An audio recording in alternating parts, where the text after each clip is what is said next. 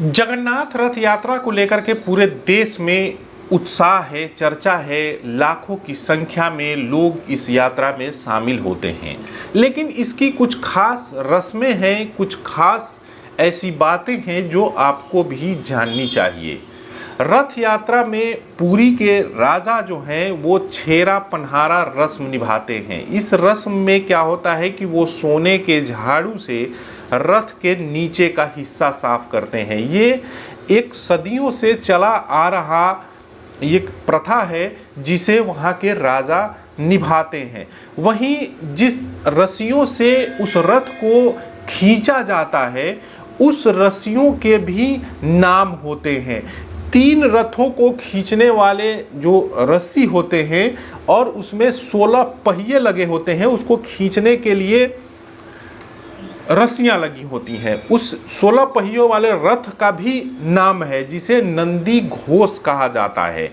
वहीं जो रथ की रस्सी से जो खींचा जाता है उस रस्सी को शंखा चूड़ा नाड़ी कहा जाता है। शंखा चूड़ा नाड़ी यानी कि, और इसमें जो दूसरा रथ होता है जिसमें 14 पहिए लगे होते हैं उसे ताल ध्वज कहा जाता है।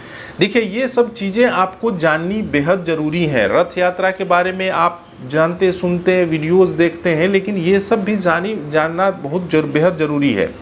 जो दूसरा रथ है उसको, जिसमें 14 पहिए लगे होते हैं, पहले रथ में 16 पहिए होते हैं, दूसरे रथ में 14 पहिए होते हैं, जिसे ताल ध्वज कहा जाता है। और उसमें जो रस्सी लगा होता है उसे बासुकी नाम से जाना जाता है। वहीं देवी सुभद्रा का जो रथ है उसमें 12 पहिए होते हैं जिसे दर्प दलन कहा जाता है। और उसमें जो रस्सी जिससे खींची जाती है उसे स्वर्ण चूड़ा नाड़ी कहा जाता है। यानी कि 3 रथ के अलग अलग नाम हैं। पहले रथ का नाम नंदी घोष है और रस्सी का नाम शंखा चूड़ा नाड़ी है। वहीं दूसरा बालभद्र जी का जो रथ है उसमें 14 पहिए होते हैं, उस रथ का नाम ताल ध्वज है। और तीसरी जो उसके रस्सी से जो खींची जाती है उसे बासुकी नाथ से नाम लोग जानते हैं। वहीं तीसरा जो रथ है देवी सुभद्रा का रथ है, उसमें 12 पहिए लगे होते हैं और जिसे दर्प दलन कहा जाता है।